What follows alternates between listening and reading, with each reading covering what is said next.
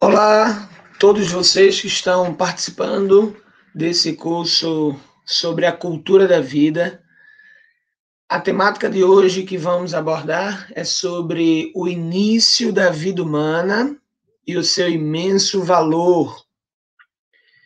Eu me chamo Endel Alves, atuo na Rede Nacional em Defesa da Vida, também na Rede Estadual de Pernambuco, e aqui é uma iniciativa nossa de Pernambuco para o Brasil. Que esse material, que essa aula possa ajudar você a ter um aprofundamento a respeito de quando inicia a vida humana e o seu imenso valor perante a ciência, perante o mundo, perante a vida. A própria imagem aí já deixa claro para vocês, de fundo, a expressividade que é o ato da fecundação. Mas aí vamos delinear passo a passo. Na primeira imagem, a gente está vendo, por exemplo, o casal fazendo a ultrassom e já percebendo o seu filho ou a sua filha ali na tela do monitor. Já fazendo essa análise, né, olhando para dentro de si para ver o seu filho. Então, é o que nós vamos fazer hoje, com esse olhar profundo. Assim como a médica ajuda ali os pais a verem o seu filho pela tela, nós vamos olhar realmente para o íntimo dessa vida, para a gente entender, pela biologia, pela ciência, quando inicia a vida humana. A primeira reflexão que eu queria colocar para vocês é essa. É uma frase de Robert Joyce, que diz assim: apenas artefatos como relógios e espaçonaves passam a existir parte por parte. Os seres vivos passam a existir de uma só vez. E então, gradualmente, revelam para si e para o mundo o que já são, mas apenas incipientemente. Ou seja, o marco decisório do início da vida humana é de uma única vez. A vida não vai se tornando aquilo que ela deve ser. Ela já é, e no seu início único, preciso, ela já é o que é. E aí, claro, ela vai se desenvolvendo. Mas o seu início, a sua existência não é progressiva. Não é, por exemplo, eu vou encaixando uma engrenagem, outra engrenagem, de repente eu tenho um relógio. Não, é diferente. De fato, já existe a vida humana, o ser humano, a pessoa humana, e aí sim vai se desenvolvendo todos os órgãos, tecidos e subsequentes. Perfeito? A imagem que você confere aí do lado esquerdo é de um embrião vivo, obviamente, no útero, 7 semanas, né, após a fecundação ou fertilização. Perfeito? Muito bem, daí a gente faz uma reflexão inicial, né? Realmente pensamos que o valor de um ser humano se pode julgar de acordo com o lugar onde ele está? Observe as imagens. Você está vendo aí em todas essas imagens situações diferentes, de vários seres humanos, culturas diferentes, racionalidades diferentes, etc. E cada um está demonstrando alguma coisa: alegria, tristeza, empatia, vulnerabilidade. Mas aí eu te pergunto, a gente realmente vai valorar, vai dar valor, vai fazer uma reflexão, mensurar o valor de um ser humano pelo lugar onde ele está? E se ele estiver num local degradante, como são as imagens de baixo? Mas se ele estiver num lugar glorioso, como são as imagens de cima? Então é pelo lugar que eu vou mensurar o valor que o ser humano tem? Uma outra reflexão em continuação. Same person, different locations. A mesma pessoa em diferentes locais, em diferentes lugares. Lembra daquele desenho, A Era do Gelo? Tem um dado momento lá do desenho que é o tigre que brinca com o bebê e pergunta lá, né? Cadê o bebê? E aí ele fica mesmo respondendo para fazer a criança se alegrar. Muito bem, daí a gente aproveita da mesma didática e vai perceber, cadê o bebê nessas 3 imagens? A gente percebe, olha ele ali, eu estou aqui. Mas como é que é o bebê ali? É porque ele está criopreservado em nitrogênio líquido, mas é ele ali. Olha eu aqui também.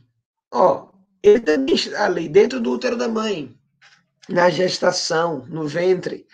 Você consegue perceber a saliência do pé, do pezinho dele ali. Mas ele está ali, mesmo que você não veja. E por último, claro, olha eu aqui, tá vendo ele aí? Você vê aí a mesma pessoa em dois locais diferentes. A primeira, nessa terceira imagem, ela é partida em duas. A primeira você vê um ultrassom aí, ó, né? E você percebe a criança nesse comportamento, nessa posição. E na imagem ao lado você vê a mesma criança na mesma posição. Independente do lugar de onde ela esteja, ela é pessoa. E eu não posso mensurar qual das três imagens aí o ser humano tem mais valor. Eu não posso mensurar o valor pelo local. Realmente, o valor de um ser humano se reconhece pelo número das células? O número das suas células? Será? Há aquele argumento que é levantado que o embrião é apenas um aglomerado de células, uma bolinha cheia de células. É como você confere aí na primeira imagem. Ok, tudo bem, vejamos na imagem. Logo em seguida, você vê uma imagem de uma luta de sumô. Olha que desproporcionalidade. Olha o lutador de sumô adulto e olha a criança. Será que então eu vou medir o valor que o ser humano tem pelo número de células?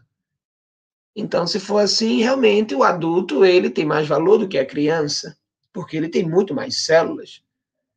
E logo na terceira imagem você vê aí um nascituro, um ser humano, sendo visto através de ultrassom. Será que realmente eu posso medir o valor do ser humano pelo número de células, gente? Eu também acho que não. Independente se tiver muita célula ou pouca célula, é ser humano. Não importa. Realmente, o valor de um ser humano se mede agora pelo nível de desenvolvimento? Será que seria assim? Vejamos as imagens. Você vê aí uma pessoa idosa e você vê aí uma pessoa no início da sua fase. Você vê uma criança com anencefalia. Vale ressaltar que a anencefalia não é a ausência da calota cerebral, do encéfalo por completo, não. É ele por parte, né? Por fragmento, porcentagem. Senão seria acefalia. Ela tem encéfalo. Mas tudo bem. Será que eu também vou medir o valor do ser humano pelo nível de desenvolvimento? Então, qual dos dois aí tem mais valor? A idosa, que já está já no final do seu desenvolvimento, já talvez já tenha problemas de memória, problemas de mobilidade, problemas de alimentação, comportamento. Ou será que quem tem mais valor nesse exemplo é a menininha com anencefalia? Porque ela está muito nova ainda. Embora o cérebro dela vai ter desafios e dificuldades para se desenvolver. Qual das duas em questão, então, tem mais valor? Realmente, o valor de um ser humano se mede pelo ambiente especial? Será que então agora é o ambiente que conta? Vejamos as imagens. Você confere aí do lado esquerdo a pelvis, o assoalho pélvico, aonde fica sentada a placenta junto com o útero, né, que se dilatou e aí agregou as crianças. E você vê que é uma gestação de trigêmeos. Na imagem do lado direito, você vê aí o famoso físico, já falecido, Stephen Hawking. E aí, qual dos dois tem mais valor? Qual dos dois seres humanos ali, ou qual dos seres humanos presentes nesse slide tem mais valor? Ambos precisam de ambiente especial. Stephen Hawking tinha uma doença degenerativa e tinha que ter um ambiente especial para que ele pudesse sobreviver e se comunicar. E assim, com toda a inteligência que tanto ele quanto a tecnologia na época foi investido para que ele pudesse viver, porque ele tem todo o direito, tem todo o valor, independente da doença grave que ele tinha. E foi o que foi. Vejamos as crianças ali, os trigêmeos. Será que então eles têm menos valor porque precisam desse dado momento, desse ambiente especial, que é a placenta, esse líquido amniótico, esse assoalho pélvico? A mãe, percebe então? Vejamos outra pergunta. Realmente, o valor de um ser humano, ele se mede pelo tamanho então? Será? Vejamos. Você vê aí na primeira imagem um nascituro vítima de um aborto. Pequenininho, pequenininho todo, mas cheio de graça. E do lado direito você vê aí uma jovenzinha presa, brincando numa árvore, né? Que chamamos comumente de coqueiro. Então eu vou medir o valor da vida pelo tamanho? Então, de fato, a menininha maior tem mais valor, porque é maior. E talvez essa menininha nesse pote, que foi vítima de um aborto, tem menos valor, porque é menor. Será que eu posso medir e mensurar a vida pelo tamanho? Tá bom, tudo bem. Então vamos ver um outro detalhe. Será que realmente o valor que um ser humano tem, ele se mede pela capacidade de se defender? Olha, e esse daí vai se defender mesmo. Olha, mal saiu do seu manto, do seu território sagrado, que era o útero, e olha como já olha para os médicos, né? Ele está aí para se defender, está posto, está na postura. Mas será que o valor da vida se mede pela capacidade de se defender? Claro que essa criancinha, mesmo com essa cara de brabo, claro que ele não tem como se defender, assim como eu tenho, assim como você tem, assim como o exército tem. Mas será que então a vida é medida por isso? E aqueles que têm discapacidade? E os deficientes físicos, neurológicos, visuais? Vida, ela não se define por tamanho. Ela não se define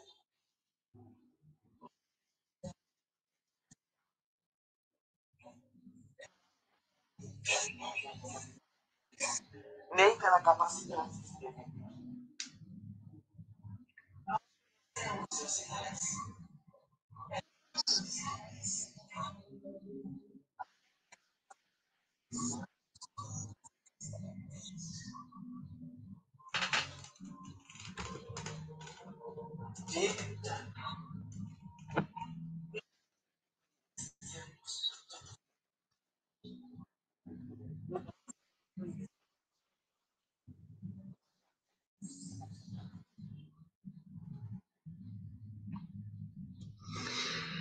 O vídeo teve uma simbilância, né? Mas eu acho que deu para você perceber as reflexões, que é um trecho daquele filme Blood Money, que se encontra no YouTube, livre, de livre acesso para todo mundo. Mas aí a gente vai para a pergunta em questão.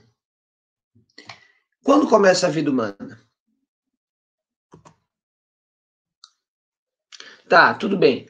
Foi apresentado desde outrora o primeiro campo do saber, o campo filosófico, tentando descobrir, desvendar como é que a vida começava, de onde começava. Então você teve aí, a gente teve vários pensadores, vários filósofos tentando entender, decifrar em que dado momento a vida passava a existir. E olha que eles tinham reflexões profundíssimas. Eles já começavam a refletir até a questão da alma. Em que dado momento a alma humana passa a existir dentro do ser humano? Eram reflexões profundíssimas, maravilhosas. Estão todas narradas, desde Hipócrates, né, até Galeno, por exemplo, que foi grande na anatomia. Você tem aí Platão, Demócrito, Aristóteles. Pois é, a filosofia se desbruçava desde muito tempo a tentar identificar em que dado momento a vida começava. Mas sempre tinha aquele dilema, não chegavam num consenso. Muito bem, daí você teve a evolução da teologia. A teologia é a ciência que busca entender Deus e suas nuances. Ok, daí apareceram vários personagens. Dentre os vários, eu mencionei alguns que estavam um pouco mais concentrados com essa temática de quando a vida começava. Você tem aí desde Tertuliano, Orígenes, São Basílio Magno, o grande e saudoso Santo Agostinho, São Máximo Confessor. Depois você já tem um salto aí, né, mais ou menos para a Idade Média, com São Tomás de Aquino, Sisto, o Papa Sisto V, o Papa Gregório XIV, né, Gregório XIV, Inocêncio XI, enfim, você vê aí que vários homens de Deus, e obviamente aí mergulhados na teologia, queriam refletir a respeito disso, de quando começava. Mas era sempre aquele dilema, uns achavam que era aqui, os outros achavam que era ali. Claro, embora eles tinham inteligência suficiente, mas eles utilizavam do recurso que tinham, era a filosofia ou era a teologia. Ambas as ciências são nobres, mas carecia de algum ponto, que ainda eles não conseguiam decifrar. Estavam tentando, era uma iniciativa muito boa essa tentativa, mas ainda carecia de alguma coisa. Muito bem, então a gente avança aí essa linha do tempo e a gente chega na biologia. Outrora a biologia era chamada de ciências naturais, né? Naquela época existiam muitos e muitos cientistas. Mas, enfim, vamos ver a contribuição que a biologia trouxe. Você lembra aí desses rascunhos, né, de Leonardo da Vinci? Por exemplo, esse que ele fez aí sobre a anatomia, ficou conhecido como o estudo dos embriões, mais ou menos de 1510 a 513, é datado. Veja que interessante, retrata já esse desenho imagens impossíveis de se ver naquela época, mas completamente atuais. Como Leonardo da Vinci chegou a essa sensibilidade, os mais próximos da sua historiografia, biografia, o sabem dizer. Mas realmente ele deixou um tesouro a respeito da anatomia, tão tal que vários autores reuniram numa coleção. Veja esse livro aí, por exemplo, Cadernos Anatômicos de Leonardo da Vinci. Claro que é um livro traduzido, se não me engano, o original é do próprio italiano. Nesse livro, por exemplo, tradução para o Brasil, você encontra mais de 1.200 desenhos anatômicos só de Da Vinci, e em 215 gravuras que ele tinha em preto e branco. Foi uma obra brilhantíssima. A mentalidade a respeito do início da vida já estava se maturando, se amadurecendo, se atualizando, chegando a um ponto crucial. Daí, em relação à embriologia, que é a ciência que estuda de fato o embrião, essa fase inicial da vida, o debate sobre o embrião deixa de ser estabelecido pela filosofia e teologia, aquelas duas ciências iniciais, e passa a ser focado agora em quê? Na biologia moderna. Antes, outrora, ciências naturais, que abordavam N campos do saber da ciência.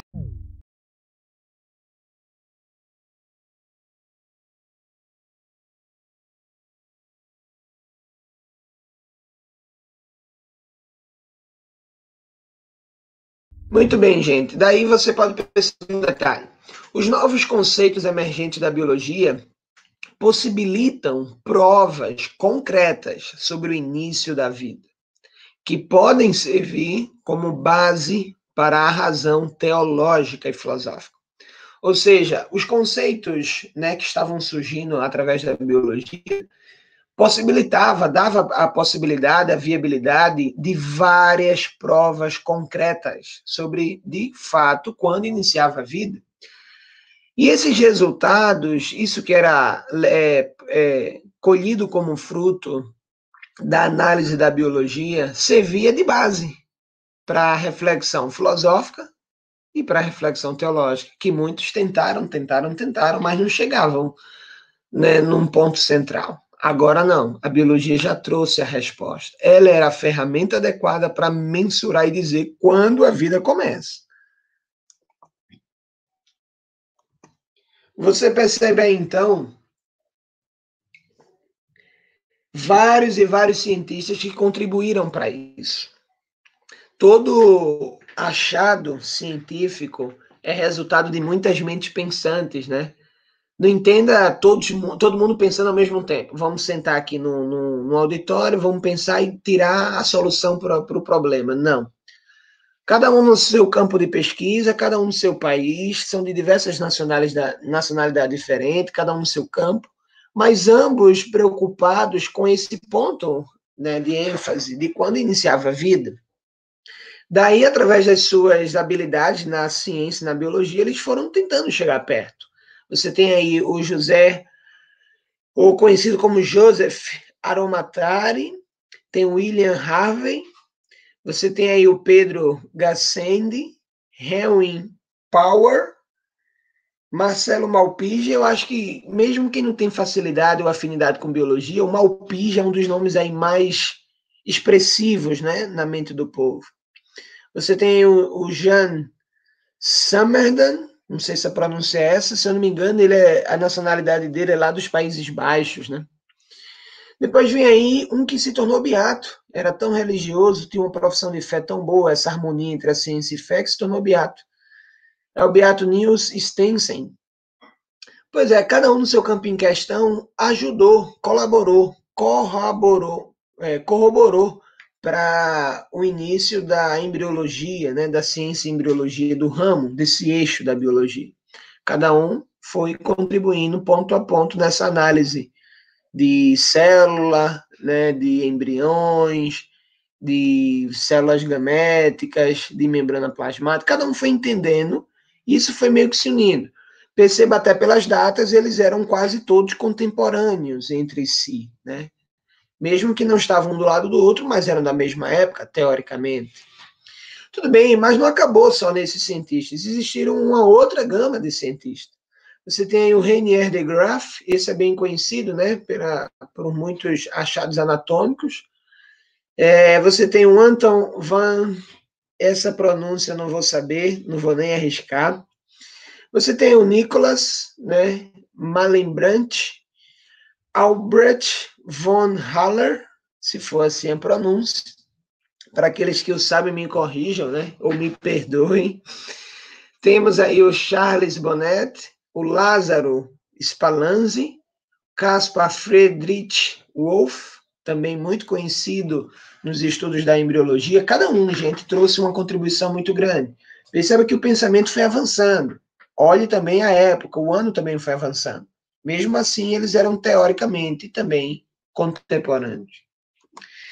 Muito bem, até que então, depois de muito pensamento, de muita pesquisa, de muitos cientistas, chegamos então num personagem que conseguiu trazer uma luz a respeito da melhor análise a respeito do início da vida humana. O nome dele é Carl Ernest von Baer.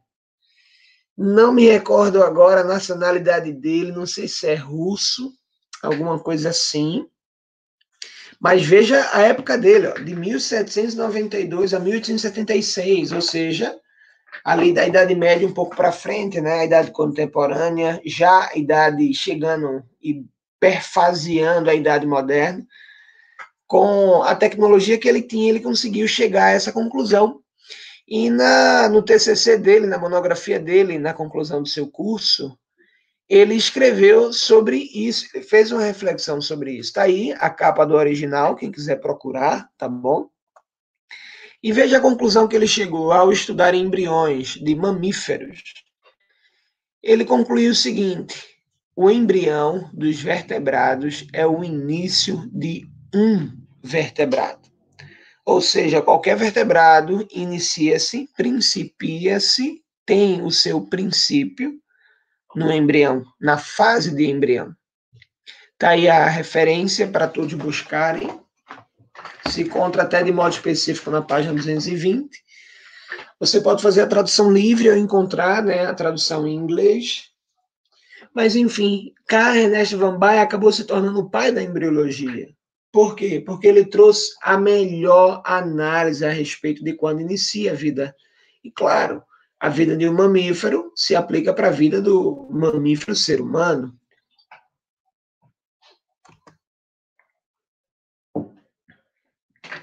Muito bem. Então, Carl Ernest von Baer, como eu mostrei, ele demonstrou que a vida começa na fecundação, ou seja, no embrião. Mas muito bem, não apenas ele, gente, mas outros trouxeram uma contribuição melhor, né?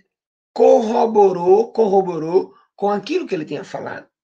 Embora não tinha lá um microscópio tão avançado, mas com o apoio de Sklenden, Schwann, Virchow, se for assim a pronúncia, lá por volta de 1839, eles cunharam a teoria celular, a famosa teoria celular, que consagrou o ramo, o eixo da citologia. Ao aproveitar do microscópio que era presente na época, conseguiram observar as células, né? Claro, um olhou célula vegetal, outro olhou célula animal, etc. Outro chegou até a olhar uma cortiça, né? Fungo, coisas assim. E ambos chegaram a essa elucidação. Cada um teve uma reflexão a respeito da célula, do que seria, qual seria a finalidade, e cunharam a famosa teoria celular, que tem alguns postulados. Em resumo, a célula é a menor unidade da vida. 2. Todos os seres vivos são constituídos por células. 3. Células originam outras células. Toda célula vem de uma célula pré-existente. Então, em resumo, esses são os postulados da teoria celular. Repetindo, a célula é a menor unidade da vida, é a unidade básica da vida. Ela, por si só, já tem uma atividade muito grande. 2, todos os seres vivos são constituídos por células. E 3, as células se originam uma das outras. Muito bem. Essa teoria celular trouxe uma contribuição tão grande para aquilo que Van Baer já tinha falado, que fez aproximar os eixos de conhecimento. Você está vendo aí a primeira imagem, os gametas, feminino e masculino, né? Na sequência, masculino e feminino. Você vê aí também a fecundação. Na próxima contribuição, a teoria celular e, por último, os cromossomos. Ao chegar a analisar cada uma dessas etapas, o pensamento da biologia moderna realmente concretizou, ratificou aquilo que Van Baer já tinha dito. Com todas essas análises, com o advento da teoria celular, com o advento da parte molecular dos cromossomos, e ao fazer análises profundas sobre a fecundação, se concluiu de fato que a vida começa na fecundação. Essa descoberta é considerada um dos marcos principais no avanço da biologia do desenvolvimento. Aí você está vendo a foto bem expressiva do encontro dos gametas, do ato da fecundação. Vejamos o que é dito no livro de Moore, Kate Moore, O Desenvolvimento Humano em Embriologia Clinicamente Orientada. Na página 16, logo no início do livro, diz assim: o desenvolvimento humano se inicia na fertilização, ou também pode ser traduzido pela fecundação. O processo durante o qual um gameta masculino ou espermatozoide se une a um gameta feminino, ou ovócito, para formar uma célula única, chamada zigoto. Esta célula altamente especializada e totipotente marca o início de cada um de nós, como um indivíduo único. Veja que um dos maiores cientistas do ramo da embriologia, e ele é de uma época mais recente, um dos maiores livros e obras do estudo da embriologia, já consagra logo no início do fascículo, gente, na página 16, que a vida começa na fecundação. Não teria nenhum sentido fazer uma reflexão profunda da embriologia se não contemplasse esse detalhe que é o coração da embriologia, e quando de fato começa a vida do embrião. Daí a gente percebe também o quê? A gente percebe a união dessas duas células germinativas, o espermatozoide, com o número de cromossomos, né, haploide, né, pela metade, 23. O óvulo também, que é o gameta feminino, com metade do número cromossômico, 23 também. Quando se une, ou se tem essa união dos gametas, você chega no ápice, que é a célula zigoto, que é uma célula diploide. Ela já tem o número de cromossomos de 46, o número completo. O zigoto contém um novo código genético com 46 cromossomos. Um conjunto individual e único de genes surge representando o início da vida de um novo organismo humano, ou, com efeito, um novo indivíduo ou um novo ser humano. Então, já também, de maneira expressiva, o zigoto, ele, de fato, é um organismo, não uma célula, ele é um organismo. Está aí mencionado um novo organismo humano. Organismo é eu, é você, com todo o seu conjunto. Embora o zigoto seja um organismo em desenvolvimento, mas já tem todo o material programado, delineado, para que ele possa seguir o seu curso. Muito bem. A reflexão a respeito disso tange, toca o DNA, o genoma humano que está dentro desse zigoto. Por isso que é, de fato, um organismo novo.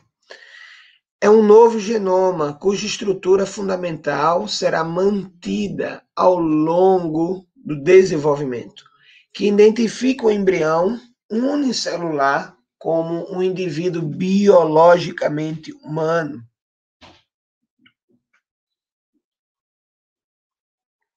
Muito bem.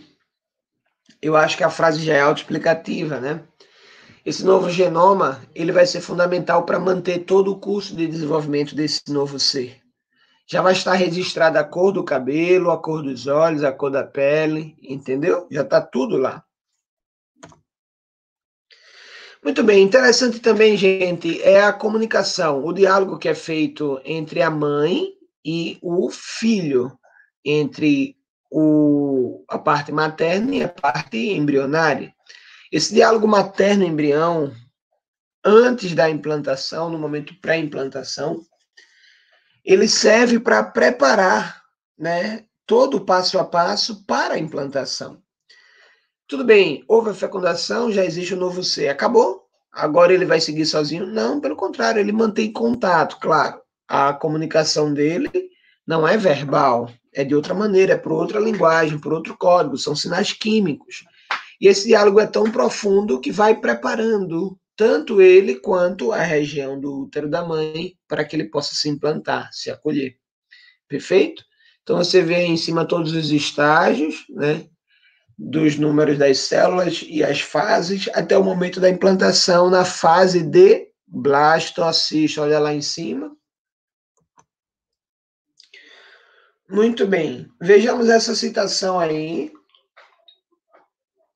que traz uma referência muito recente, gente. Veja que a pesquisa é de 2002. Também descobrimos que o espermatozoide não entra no óvulo em um ponto, mas se posiciona lateralmente ao óvulo. Realmente, se a gente pegar vários livros de biologia, seja de ensino médio, ensino acadêmico, né, ensino superior, pela internet também, a gente sempre vai ver a fecundação como a célula entrando de fato dentro do óvulo. Mas com todas essas pesquisas que foram confirmadas mais à frente, tornou-se uma luz a respeito desse tópico. O espermatozoide não chega a entrar, ele se posiciona lateralmente e faz a troca de material genético. Continuando, hoje, embora tenha se passado mais de 30 anos desde essa descoberta, a maioria dos livros didáticos continua com o mesmo erro de dizer que o esperma entra pela frente. Mas, para mim, o mais importante foi estabelecer claramente que o zigoto se forma nesse momento, poucos minutos após o espermatozoide ter feito contato com o óvulo. Muitos estudos posteriores ratificaram nossos achados, de uma forma que me deixou muito satisfeito por ter contribuído com um grão de areia para este novo conhecimento em nível mundial. Essas descobertas marcantes foram confirmadas por várias outras investigações. Olha aí, gente, que coisa linda, o zigoto, né, em coloração especial. Está aí uma citação de Haeckel, de 1876. Também ele era embriologista. Olha o que ele disse. É um novo organismo humano. Ratifico. Não é célula humana. Claro, de fato é uma célula. Mas não é uma célula viva como outras, como é da sua pele, como é da sua orelha, como é das suas narinas, pelo contrário. É um organismo humano, novo, pequeno, né? Num ambiente especial. Não consegue se defender tanto ainda, mas já é um organismo humano e novo. Muito bem. Fiz uma pausa aqui para tomar um copo de água. Tem esse termo aí que começou a aparecer de alguns anos para cá. O termo chamado de pré-embrião. E então, Wendel, que danado é o termo pré-embrião? O termo pré-embrião foi criado, cunhado, para realmente desvirtuar a realidade objetiva a respeito dessa questão. Para dizer que antes da implantação, antes do momento que o embrião chega no útero, ele não é um embrião, de fato, ele não é um ser humano ainda, é só um aglomerado de células, é um pré-embrião, como eles falam. Então você está vendo aí as imagens, como eles mesmos apresentam, né, sendo como se fosse um pré-embrião. E aí eles colocaram essa reflexão. Antes, nós entendemos que gravidez, está aí do italiano, era do momento da fecundazione até a nascita, né, até o nascimento. A gravidez era tudo isso. Porém, depois, quando eles cunharam esse termo pré-embrião, eles quiseram dizer que a gravidez só começa a partir do 7º ou 14º dia, ou seja, no momento que faz a nidação, a implantação. Pronto, é dali para frente. Antes disso, seria o quê? Nos perguntemos. Se ele se torna embrião, se torna ser vivo, se torna ser humano, a partir do 7º ou 14º dia, o que é que ele seria antes? Seria célula animal, célula de cachorro, célula de gato, de coruja? A reflexão é arbitrária, gente. Não tem dado objetivo sobre isso. Ele não poderia ser nada se ele já não fosse. Ele não poderia se tornar embrião, se tornar homem, se tornar pessoa, se tornar um ser vivo só depois de 7 dias. E antes, quem programou, quem coordenou para que ele chegasse até lá? Entende? Então, eles criaram essa confusão e, claro, isso foi proposto pela OMS, Organização Mundial da Saúde, a querer mudar o termo de gravidez para poder utilizar-se dessas células antes de se implantar, né, como fonte de célula-tronco embrionária.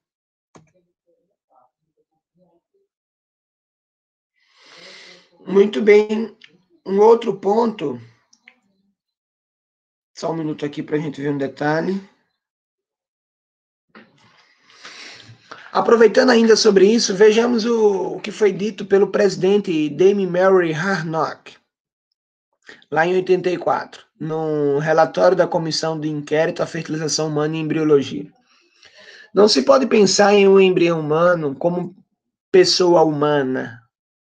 É simplesmente um conjunto de células que, a menos que sejam implantados no útero, não tem potencial para desenvolvimento. Vamos fazer uma reflexão aqui a respeito da palavra potencial. Gente, ele já é um embrião. Ele não tem potencial de ser um embrião. Ele já é um embrião. Ele já é humano porque pertence à espécie Homo sapiens. Se pertence à espécie Homo sapiens sapiens, ele é humano. Ele é da espécie humana. Então ele não vai se tornar humano. Ele não tem potencial para ser humano. Se ele é ser humano de fato, ele já é pessoa. Ele não tem potencial para ser pessoa. Ele tem potencial para ser policial, para ser professor, médico. Ele tem potencial para ser o que ele quiser depois, quando ele crescer. Porém, ele já é de ato, de fato, realidade objetiva, ele já é embrião, ele já é humano e ele já é pessoa. Mesmo assim, cunharam essa expressão para poder utilizar dessas células. E meio que essa expressão pegou, porque até hoje ela está vigorando por aí. Vejamos o que disse McLaren, né? McLaren introduziu o termo pré-embrião sob a influência de uma certa pressão externa da comunidade científica. Está evidenciado aí, nessa fonte. Davis disse assim, ele é membro da mesma equipe de McLaren, né, do comitê de Harnock, veja o que ele disse. Sabíamos que sim, Eles manipularam palavras para polarizar uma discussão ética. Eles queriam realmente utilizar dessas células. Então, o que foi que eles fizeram? Criaram um novo termo para isso.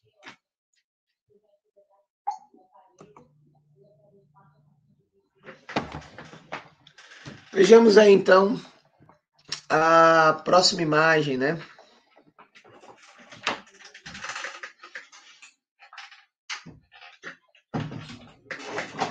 Essa imagem a gente percebe da evolução da biologia moderna, né? Você vê aí numa mesma imagem reunido todos os nomes de vários eixos da biologia.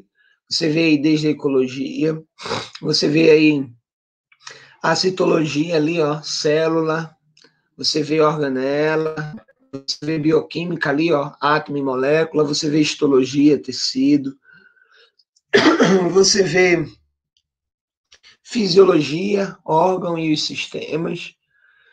Ou seja, a biologia foi avançando tanto e quando chegou nessa era da biologia moderna, congregando diversos eixos, diversos ramos, daí então apareceu diversos ramos, né? Você consegue ver aí no quadro zoologia, botânica, genética, micologia, o estudo dos fungos, a própria bioética, né? Etologia, imunologia, diversos. Veja que a embriologia nem está aí nesse quadrinho, é um quadrinho desatualizado ainda, mas já serve como material didático. Você vê aí também que está faltando a própria citologia e outros ramos, que hoje a biologia já avançou muito, graças a Deus. Muito bem. Então, ao chegar nessa biologia moderna, a própria biologia moderna ela supera de vez as teorias anteriores da embriologia antiga, da filosofia e teologia, desvendando claramente a fecundação como o processo que promove o início da vida humana. Então, ficou evidenciado de vez que a biologia é a ciência, é a ferramenta que pode responder e respondeu quando começa a vida humana. E claramente começa na fecundação, porque tem todo o material programado para se auto-desenvolver sozinho, independente, com seu genoma humano. Olha a imagem aí. Gente, esse genoma humano ele é tão incrível, tão incrível. Veja o quanto que ele é compactado, né? Você tem informação que é compactada. Por exemplo, um DNA, a molécula DNA, ela pode, numa linguagem de computação, ela pode ter e expressar 2 bits de informação. Gente, de espessura, ela tem 2 nanômetros. Não sei se você sabe o que é 2 nanômetros. 2 nanômetros, gente, você pega 1 milímetro e divide em 1000 partes. Aí você tem 1 milésimo de milímetro. Você pega em 1 milésimo de milímetro, ou 1 micrômetro, né, e divide em 1000 partes. Aí sim, você tem 1 nanômetro. Pronto. A espessura, ou como se fala a grossura, é 2 nanômetros. Olha o quanto que é compactado. E se já não bastasse só a espessura, vamos ver o comprimento. Gente, se você pega uma molécula DNA, né, que está aí empacotada no cromossomo, você puxa ela todinha aí, desenrola ela todinha e estica. Ela tem, teoricamente, 2 metros e 10, né, 2 metros e 10 centímetros. Quase a altura do próprio ser humano, né? Interessante. E se você pega, isso é de um cromossomo, né? Uma molécula. Se você pegar todo o material genético, todo o genoma de um único só, de um único indivíduo apenas, a gente pode fazer uma reflexão com a Lua. Veja, a distância da Terra para a Lua é de 384.400 quilômetros. Com toda a distância, se você juntar todo o material genético de um só ser humano, você conseguiria ir 550 mil vezes a Lua. Vai e volta, vai e volta. Você não tem noção da quantidade de empacotamento de informação compactada dentro de você. É isso que direciona nossas células. E tudo isso perpassado pela epigenética, né? Os fatores externos, né, vão moldando isso, esse curso. Então, o genoma todo está empacotado aí em 6,292 elevado a 19 em bits, né? Todo esse material você consegue ver aí, ó, os cariótipos, masculino e feminino. Você vê a molécula de DNA empacotadazinha com proteínas se transformando em cromossomo, bem denso, né? Tudo isso está dentro do núcleo, que está dentro da célula. Cada célula tem 46 cromossomos. Muito bem, gente. Vamos fazer uma comparação, né, com linguagem de computação. Você pega um computador, você vai na loja e quer comprar o melhor computador que você quer para trabalhar, para fazer pesquisa, qualquer coisa, jogo, né? O vendedor ele vai te passar algumas informações que são básicas, né? Como HD, memória, processador. E aí de memória já avançou muito, né? Você tem aí ou HD, né? Você tem aí diversos tamanhos. Hoje agora já temos até tera, né? Antigamente era gigabyte, agora já estamos em terabyte. Os processadores passaram de megahertz para gigahertz e assim sucessivamente. Mas tem uma informação que dificilmente um vendedor ele vai passar, que é a linguagem chamada de flops. Flops a gente traduz por Floating Point Operations per Second. É a quantidade de operação que você faz por segundo. Veja, por exemplo, quando você está mexendo no celular e você abre um aplicativo. De repente você abre outro. Aí você abre outro aplicativo. Sei lá, WhatsApp, Instagram, Facebook, você abre tudo ao mesmo tempo. Aí vai olhando em sequência. Olha um, olha outro. Olha um, olha outro. Às vezes o celular não aguenta e trava um pouco, né? Aí você se chateia assim, nossa, o celular está travando. Mas também, olha a quantidade de operações que você está colocando para ele fazer, para ele processar, embora ele seja uma máquina. Então você vai ter celular que vai travar menos ou travar mais. Isso a gente em flops, a gente chama de, a gente consegue mensurar e medir em unidade de medida como flop, kiloflop, megaflop, teraflop, pentaflop. E dificilmente você encontra um computador tão bom assim, né? Mas enfim, é uma linguagem que não é tão conhecida pelos lojistas. Mas trazemos para o DNA humano. Ele tem capacidade para desenvolver inúmeras atividades por segundo. Você nem imagina. Veja, por exemplo, a sua própria homeostase. Você está aí prestando atenção na aula. O seu coração está batendo, você não está nem percebendo. Seu pulmão está respirando em concordância e harmonia com os seus rins, que está filtrando o teu sangue. E o sangue está voltando para o teu pulmão, ou se não está sendo estirado não, né? Expelido.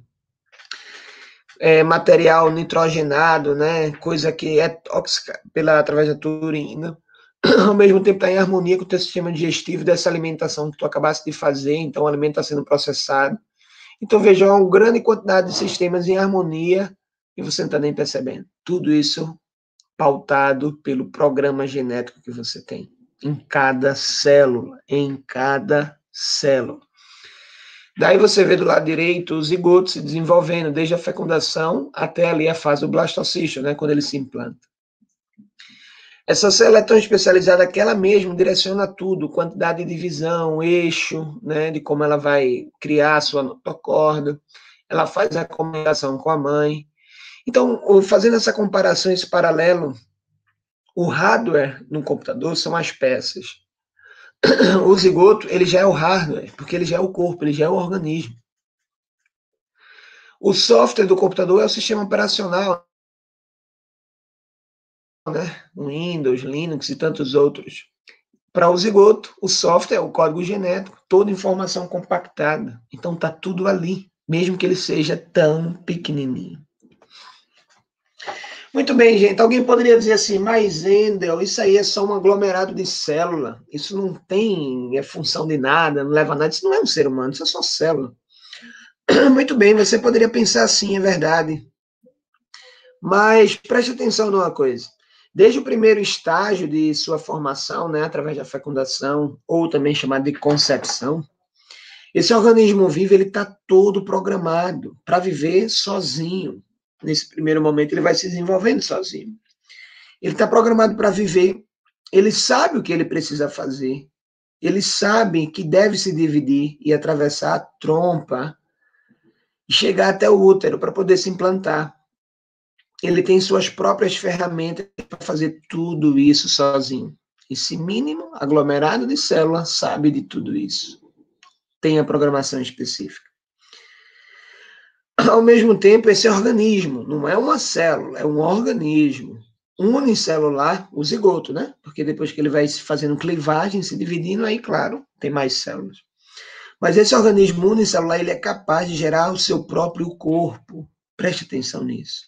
Ele é capaz de gerar o seu cérebro, a sua própria inteligência. Ele é capaz de se desenvolver como uma pessoa desde o marco zero. De alguma forma, ele sabe como fazer tudo isso e de maneira independente. E se você quer refletir mais sobre isso, ó, nessa lateral esquerda tem um artigo aí que demonstra tudo isso que eu estou comentando para você. Tá tudo aí. E olha que é uma revista muito conceituada, do grupo Nature, muito conhecido. E é um artigo recente, né, 2016. Pois é. Então não tem nada de aglomerado de célula. Pelo contrário, é um organismo altamente programado. Muito bem, se você acha que ele é só uma bolinha de célula, vamos ver mais de tudo aquilo que ele é capaz de fazer. Gente, ele sozinho, na fase número 1, como você está vendo aí na primeira imagem, dessa primeira célula, ela vai originar as 60 trilhões de células que um indivíduo adulto vai ter. 1/100º de milímetro é o diâmetro, para você perceber o quanto que ela é pequenininha e o quanto que vai ser suas células. Ela é capaz de dar a programação completa para desenvolver os 200 ossos na fase adulta, os 560 músculos, mais de 8 quilômetros de fibras nervosas que um ser humano adulto tem. Ela que vai mandar essa orientação. Tá tudo ali, empacotado. 4 milhões de estruturas sensíveis ao tato, né? A sensibilidade que você tem nas mãos, ela já tinha ali e foi direcionando para as suas mãos.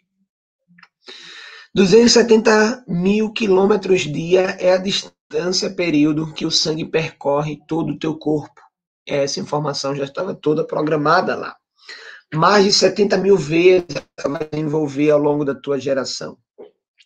23 milhões 160 mil litros de sangue para o corpo durante toda uma fase adulta.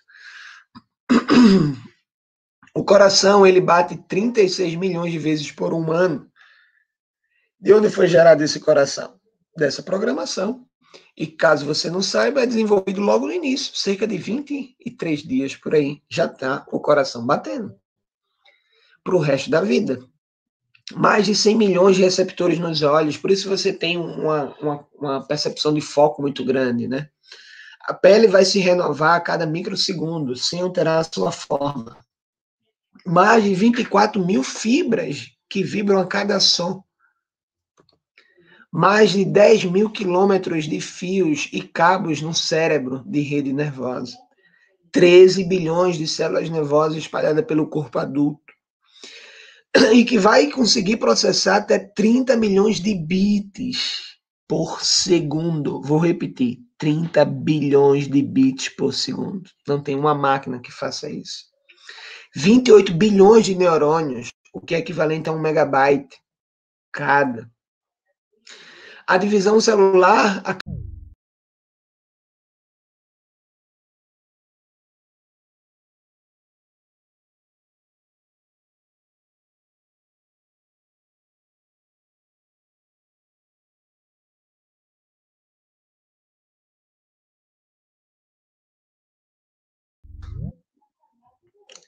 é só um aglomerado de células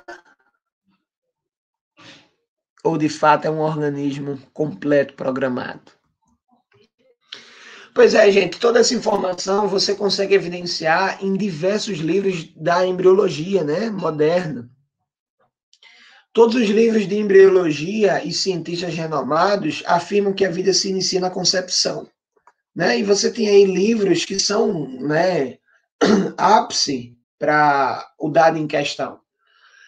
Para quem faz curso da área de saúde, você vê aí os maiores livros sobre embriologia, e todos foram desenvolvidos assim, por conta disso, entendeu?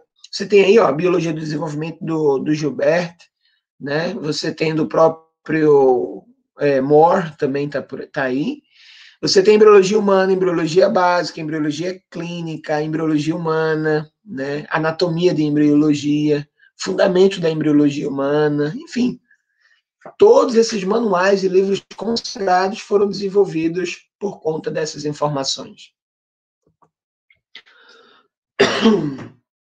Olha que interessante. Olha o nascituro falando com você, uma criancinha falando com você. Este sou eu ainda, e novamente, sempre eu, desde a concepção. Tá vendo aí? Ele tá te informando, tá te falando. Muito bem, mas aí chegaram algumas pessoas ainda no ramo da ciência para colocar uma ambiguidade, né? Ah, mas não começa ali não. Aí chega, tem pessoas que acreditam que a vida começa na fecundação. Tem alguns que acham que não, que é só na etapa de divisão, 2 dias depois. Tem gente que acha que é no suporte materno, na hora da implantação. Tem gente que acha que a vida humana começa com a individualização, né? Das células vão se diferenciando. Já tem outras que só acham que é só quando tem um tubo neural, a notocorda. Outras pessoas acham que a vida começa no período quando o coração está batendo. Ou não tem aparência já humana, um genótipo e um fenótipo adequado. Outros acham que já tem percepção para pressão e dor. Outro realmente só acredita que tem vida quando tem um encéfalo teoricamente montado, né, o tronco cerebral. E aí você vai vendo o quanto que cada um quer achar de onde a vida começa. Outros acham que é na animação, quando percebe o movimento que a mãe faz. Outro no próprio nascimento, acha que vida só é se nascer, e se nascer com vida, né? Enfim, diversos critérios, diversos períodos, porém, já ficou demonstrado, como a gente falou antes, que começa na fecundação. Olha que fenômeno interessante. Assim que a fecundação é feita, uma onda de cálcio, né, se despenca por toda a membrana dessa célula. E o interessante, gente, é que isso é perceptível, né, por análise científica. E a gente vê essa coloração, parece fogo de artifício. Isso são imagens, são recortes. Mas realmente, se você olha com o auxílio do computador, você vê cores, cores de verdade, entendeu? Muito bem, você tem aí o professor doutor Lejeune, né, o grande Lejeune, que foi descobridor da síndrome de Down, né, Jerome Lejeune. Ele disse assim, não quero repetir o óbvio, mas na verdade a vida começa na fecundação. Quando os 23 cromossomos masculinos se encontram com os 23 cromossomos femininos. Todos os dados genéticos necessários e suficientes que definem um novo ser humano já estão presentes. A fecundação é o marco da vida. Daí para frente, qualquer método artificial para destruí-la é um assassinato. Olha o que disse o grande, saudoso Jerome Lejeune. Embora ele esteja errado, né? Tem um L no Leron. Só um minutinho, vou pegar água aqui.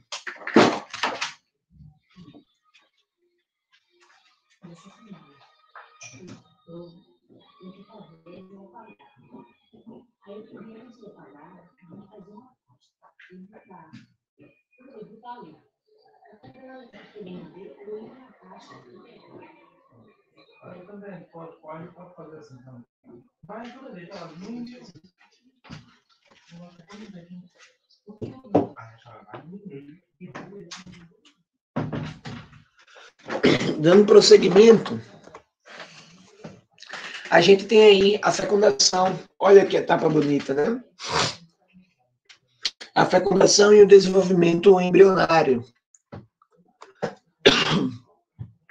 Embora a vida seja um processo contínuo, a fertilização é um marco crítico, decisivo, porque é formado um organismo novo, geneticamente distinto, quando os cromossomos provenientes dos pronúcleos do homem e da mulher se misturam num oócito.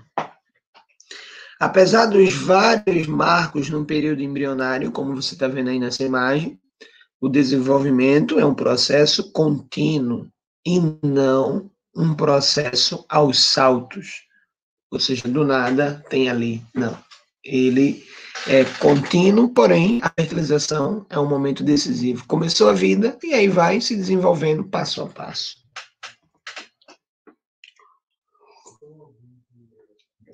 Muito bem, gente.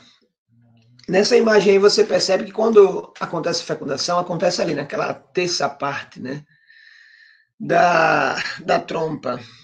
A mulher ovulou, olha aí o óvulo saindo do ovário e aí se encontra com os espermatozoides que já estão ali. Fecundou, ele vai caminhando. À medida que ele vai caminhando, gente, a trompa vai tendo uma motilidade no movimento para ajudar o embrião ir voltando, né, caminhando. Ele vai se dividindo, vai sofrendo clivagem. Você está vendo aí, ó, 2 blastomere, 36 horas, ou seja, 36 horas, e vai se dividindo, 4, 8, e assim vai. Ele vai desenvolvendo também o trofoblasto, né, para poder liberar e poder se implantar. E quando ele está pronto, na fase de blastocisto, aí de fato ele se implanta. Teoricamente, 5 dias ou 6 dias, ele vai caminhando, amadurecendo, se desenvolvendo para poder se implantar.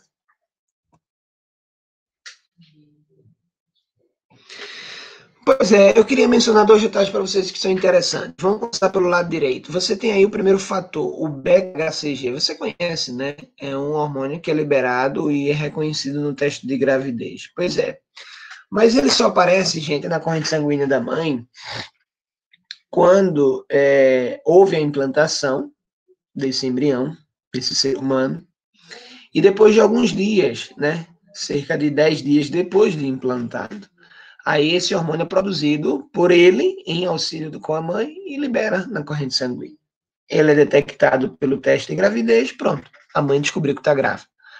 Mas ela só descobriu, olha a quantidade de tempo depois. Fecundou, passou 5 ou 6 dias para chegar ali no útero, no endométrio, fez a nidação, se implantou e mais 10 ou 14 dias é que ele vai produzir esse hormônio e aí a mãe vai saber que está grávida. Quando ela descobre que ela está grávida, ela já estava grávida há muito tempo. Pois é, um outro fator interessante que é o Early Pregnancy Factor, ou seja, é o fator de gravidez precoce. Ele foi muito comentado desde dos anos 80 até os anos 2000, e depois o número de publicação diminuiu, porque não investiram muito, né? Mas ele é um fator interessante, porque assim que acontece a fecundação, a imagem do lado esquerdo, esse hormônio é liberado pelo zigoto, é produzido esse líquido, né, esse fator, e é expressado no corpo da mãe.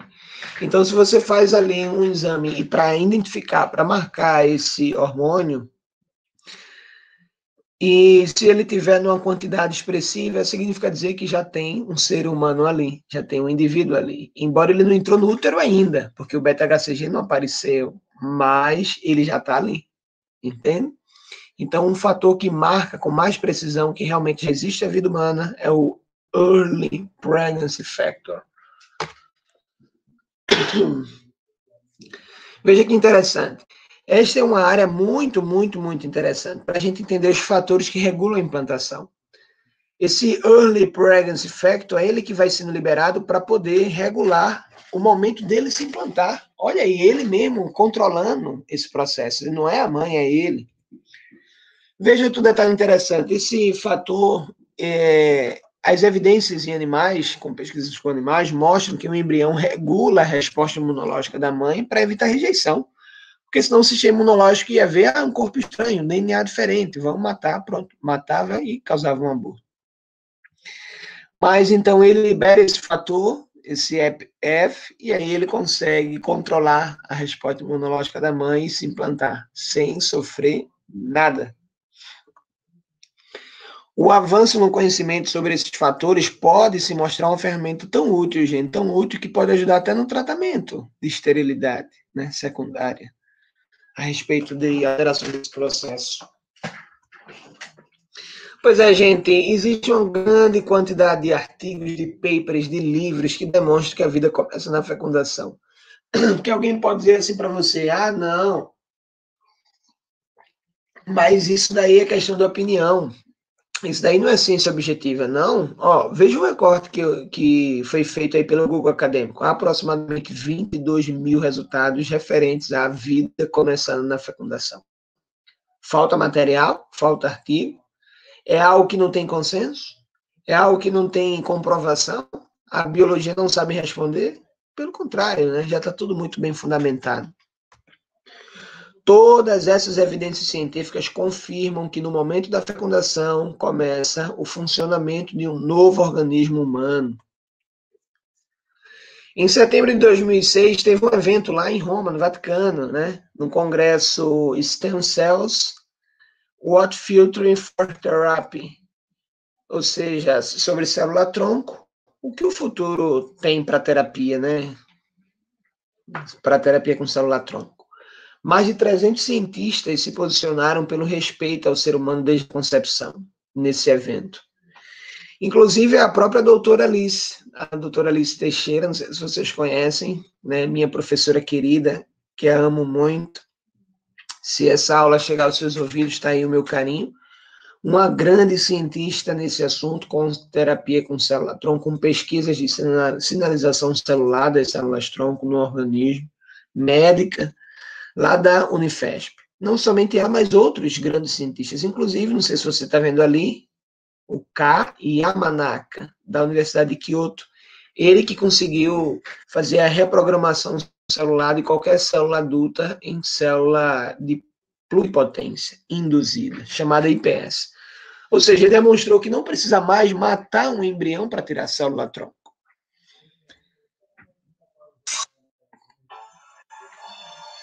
Esse vídeo, eu não vou reproduzir ele não, mas vou mandar o link, e aí você pode acessar ele depois com calma. Daí vem a pergunta, gente, para a gente poder ir concluindo. O embrião humano, de fato, ele é pessoa? Tudo bem, eu já sei que a vida começa na fecundação, Edu, tudo bem, beleza. Mas a pergunta é, esse embrião humano, ele é pessoa, sim ou não? Claro que ele é pessoa, gente. Aí, você tem aí o zigoto, você tem aí a fase de embrião, o feto, e depois, claro, o bebezinho. Todos eles são pessoa, não tem diferença. Veja, ser humano é todo aquele indivíduo que pertence à espécie Homo sapiens sapiens. Todos aí nessa imagem, se você pega o DNA de todos quatro, imagine que são 4 pessoas diferentes. Você pega aí o DNA de todos, qualquer estudante da área de saúde, medicina, enfermagem, qualquer um, que colocar e fazer o cariótipo vai descobrir que ele pertence à espécie humana. E se pertence à espécie humana, ele é pessoa, porque todo humano é pessoa. Muito bem, o embrião humano, gente, olha aí o bebezinho reconhecendo o irmãozinho dela na barriga da mãe. O embrião humano que está ali na barriga da mãe, ele é um organismo novo. Concorda comigo? É um novo organismo, porque não é o corpo da mãe. O corpo da mãe realmente está, né, com essa saliência, agregando ele, protegendo, cuidando, nutrindo, mas é um organismo novo. Você concorda também comigo que ele é um organismo programado, certo? Ele não tem um DNA, um genoma completo que direciona ele? Perfeito. Você concorda também comigo que ele é um organismo humano? Eu falei logo no início que ele é um organismo novo, porque não existia antes. Disse também que é um organismo programado, porque tem código genético único. Estou falando agora que ele é um organismo humano, porque se a mãe é humana, a descendência também é humana, pertence à mesma espécie. Se ele é um organismo humano, ele é um corpo humano. O organismo se demonstra através da sua corporeidade, né? Através do seu corpo. Então, se ele tem um corpo humano, ele é de fato um ser humano. E se ele é um ser humano, não tem outra explicação, ele é uma pessoa humana. Mas aí vem, o embrião humano é pessoa? Veja essa imagem aí. Atento, atento. Um deidui é um falso.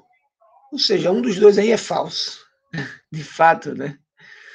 Eles são cópias, são gêmeos, né? Mas um dos dois aí é falso. Um dos dois aí é como se fosse o bandido, é um dos dois. Quem é? É um clone, né? O que é que você percebe? E o que é que a imagem quer dizer? Que um dos dois é falso, né? Porque você sabe que cada pessoa ela é única. Vejamos, o que é pessoa? Número 1. Pessoa é uma entidade lógica que indica uma realidade ontológica. Ainda, pelo amor de Deus, não entendi nada. Não, calma, tranquilo, é suave. Pessoa é uma entidade, é um ser de expressão lógica que indica uma realidade ontológica, ou seja, perpassa esse plano, entendeu? Ele não é apenas natural. Número 2, da pessoa vai irradiar direitos e deveres, pelo simples fato de ser pessoa, e não o contrário. eu só vou ser pessoa quando eu tiver direito e dever. Não, eu já tenho direitos e deveres só pelo simples fato de ser pessoa. Claro que, embora que o embrião é muito pequenininho, não dá ainda para exercer, mas ele já tem direitos. E, claro, num dado momento, ele vai ter deveres. Toda pessoa ela é única, irrepetível. Por isso que o guarda estava dizendo ali que um dos dois é falso. Atento, atento. Um de dois é um falso. Né? Um dos dois é falso. Porque todo mundo é único, irrepetível. E tem singularidade numérica, ou seja, você é um só. Você não consegue ser dois, né? Você não consegue. Você é uma única pessoa. E claro, você tem uma unidade interna. Você tem uma harmonia completa entre o seu lado psicológico, o seu lado espiritual e o seu lado humano, né? Biológico. Muito bem, continuando essa reflexão aí de que o embrião é pessoa, o corpo humano indica toda a subjetividade humana como constitutiva de sua identidade pessoal. Né? Está intrínseca a minha identidade pessoal no meu corpo humano. Meu corpo humano indica esse tipo de sujeito, essa ação subjetiva, né? Enfim, esse substantivo. 2. A corporeidade é a expressão do ser humano. Como é que o ser humano se expressa onde ele vive, na existência? Através do corpo. E o corpo dele é um indivisível, não se divide. E 3, portanto, o início da corporalidade humana marca o início do indivíduo humano. Olha aí, logo, quando é que passa a existir o corpo humano? No zigoto, porque já é um organismo. Então é ali que começa a vida humana. Viu aí? A vida humana começa lá, todo ser humano é pessoa, pronto, pessoa humana é o embrião. A pesquisa científica, então, agora deve, né, ter um novo ponto de partida, que é o respeito e o cuidado por toda a vida humana, desde o primeiro instante. Então, no momento que a gente descobriu que na fundação a gente já tem uma vida humana, eu não posso mais manipular, como você está vendo aí nessa foto, a manipulação de embriões. Muito bem, e qual é a contribuição que a ciência traz a respeito dessa reflexão? Você está vendo aí um ambiente laboratorial e do lado você está vendo aí dados da embriologia, né? Veja, por exemplo, com 18 dias o coração do bebê já está batendo. Olha que incrível, né? Pode variar, né, gente? 18 a 22 dias, alguma coisa assim. 42 dias, né, um mês em alguma coisa, as ondas cerebrais já são detectadas. 52 dias o bebê já soluça e já boceja dentro do santuário onde ele está. 8 semanas, de fato, todos os órgãos estão funcionando. É quando ele deixa de ser embrião para ser um feto. 9 semanas, ele tem impressões digitais. Ele já poderia fazer a identidade dele já, tá vendo? Já pode tirar documento.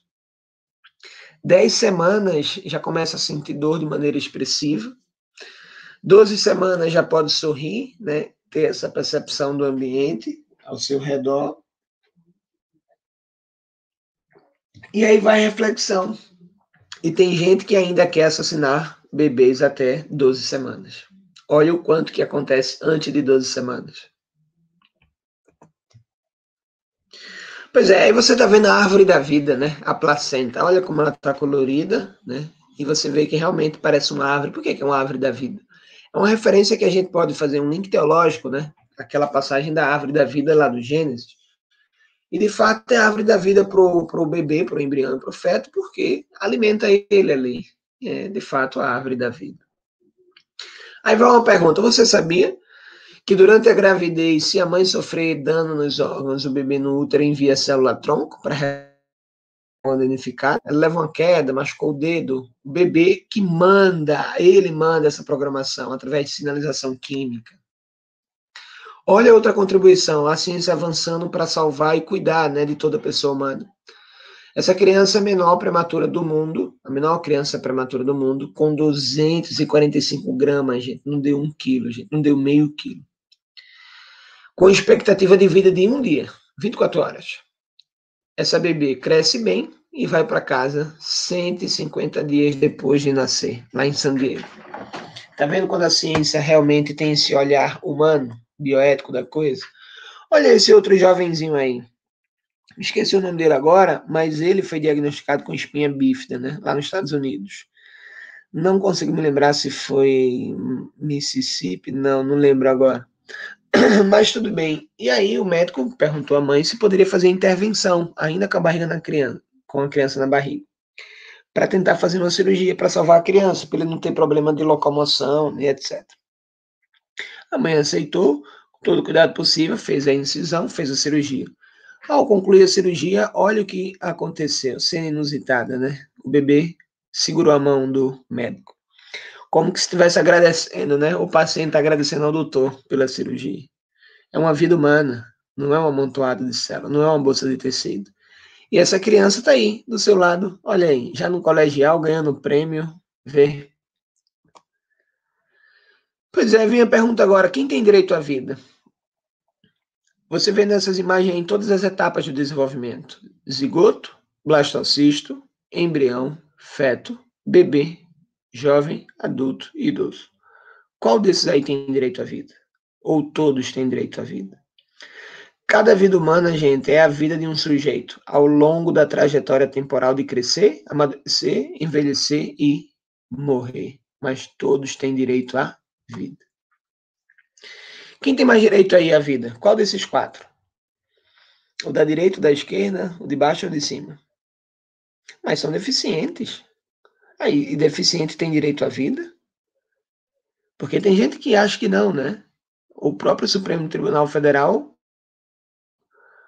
colocou o goela abaixo da sociedade e o aborto para caso de anencefalia. E não é um ser humano, não. Não é uma pessoa só porque tem discapacidade, talvez neurológica, física.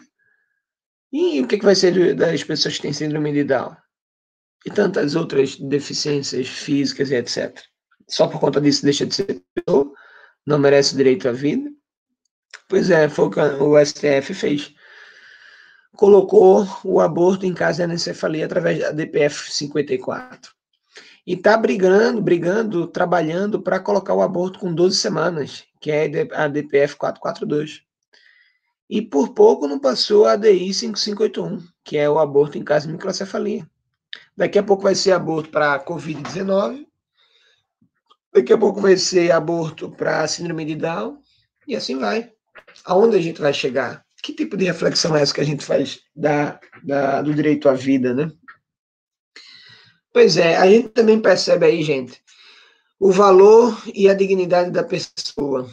O respeito devido a uma pessoa, né, sadia ou doente, ele é reconhecido através do seu valor intrínseco de pessoa. É um valor que já vem nele, não é atribuído, já vem nele.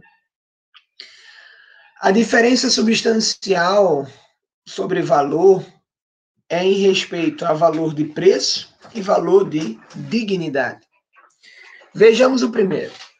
Quando uma coisa tem preço, ela possui um valor relativo. Ou seja, ela pode ser comerciável, pode ser vendida. E ao mesmo tempo pode ser comprada. Porém, gente, quando o valor ele é valor de dignidade, não é comerciável, não pode ser vendido. Por isso não pode ser comprada. Tem um valor absoluto e incondicional. O primeiro valor é para objetos e coisas. O segundo valor são para pessoas. Então, o valor que a gente presta a toda pessoa humana é valor de dignidade. Mas vejamos essa imagem aí. Cadê a dignidade dos judeus que morreram tanto lá naquela época do nazismo? Porque não olhavam ele como pessoa, olhavam como coisa. E cadê a dignidade dos negros, né, que morreram tanto naquela época da escravidão? Eles não eram vistos como pessoas. Não foi dada a dignidade de pessoa. E agora, cadê a dignidade dos nascituros? Aqueles que não nasceram ainda, que morrem pelo aborto? Porque é dito que não é pessoa. Tá vendo? Sempre o mesmo argumento repetido em 3 momentos diferentes.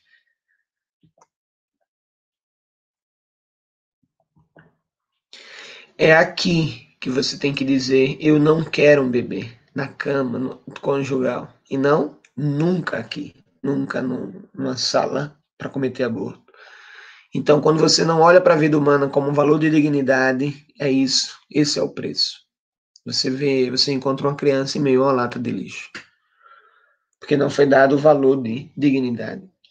Por último, gente, para a gente concluir, tá aí a pergunta: What does it mean to be human? O que é que significa ser ser humano para você? Pois é, de modo rápido, é a unidade psicofísica do homem, né? O homem é uma unidade profunda entre corpo e alma. Pronto.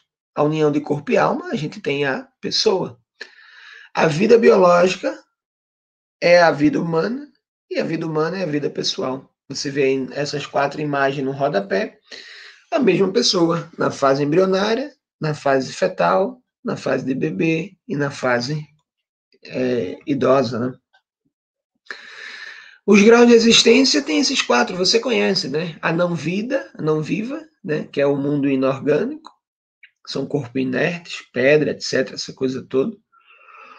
Minerais, né?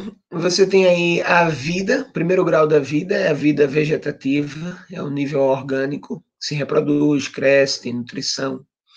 O segundo grau de vida é a vida sensitiva, a vida dos animais, porque já tem realmente um agir do cérebro, né? Através de locomoção, instinto, apetite, sensibilidade.